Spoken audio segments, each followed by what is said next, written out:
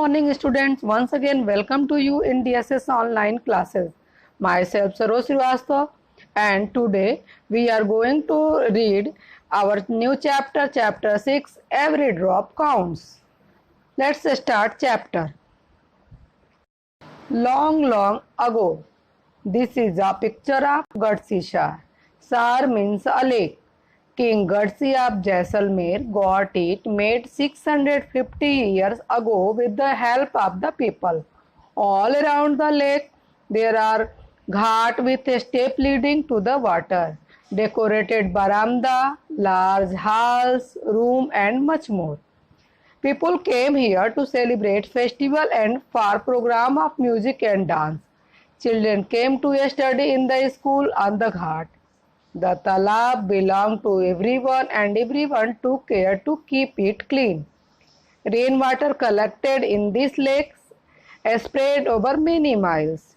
It was made in such a way that when the lake was full, the extra water flowed into another lake at a lower level. When that too filled up, the extra water flowed up into the next lake. This way, all 9 lakes filled up. This rainwater could be used throughout the year. Today, Gadsi Shar is no more in use. Many new buildings and colonies have come up in between those 9 lakes. Now, the water does not get collected in this lake. Rainwater just flow away and is wasted. Through the eyes of Al-Biruni. More than 1,000 years ago, a traveler came to India. His name was Al-Biruni. The place that he came from is now called Uzbekistan. Al-Biruni carefully observed and noted down the detail of all that he saw.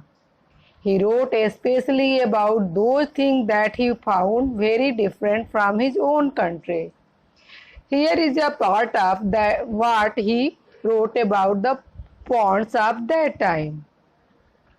The people here are very skilled at making ponds. My countrymen would be surprised to see them. They pile up huge rocks and join them with the iron rod to build chabutra all around the lake. Between these, there are rows to long staircases going up and down. The steps are going up and coming down are separate, so there is a less crowding. Today, when we study history, we can learn a lot about those days from the writing of Al-Biruni. Observe and find. Look at the area around your school. Are there any field, farm, pakka road, drain, etc.? Is the area sloping, rocky or flat? Think what will happen here when it rains. Where will the rain water go? Into the drain, pipe or pits? Is some water also getting soaked in the soil? Drop by drop. Besides Jaisalmer, many places in Rajasthan get very little rainfall. Here it rains for only a few days in the entire year, sometimes not even that much. The river here do not have water all around the year, and yet most of the villages in this area did not have a shortage of water. People knew that every drop of water was precious. Lake and Johad were made to collect water. Water was everyone's need. One and all came together in this work, be it a businessman or a laborer. Some water from the lake soaked into the ground and reached the wells and Bauli. The soil of the area also became wet and fertile. Every house had a system to collect the rainwater. Look at the picture on your right. How do you think the rainwater that falls on the roof will reach the underground tank?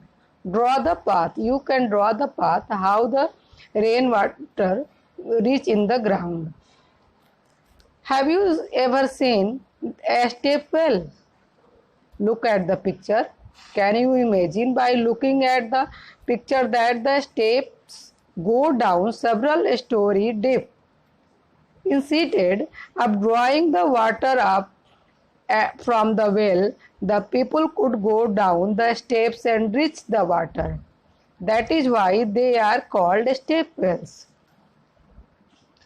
Long ago, people used to make long journey with their carva of animal and goods. People felt it was a good thing to give water to thirsty traveler. They built many beautiful step wells. Have you ever faced a shortage of water in your area? If yes, then what was the reason for it?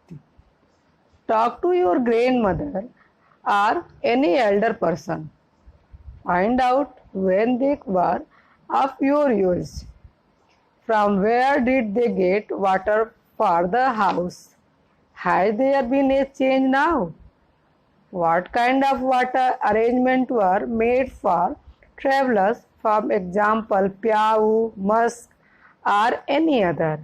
Now, what do people do about water when they travel?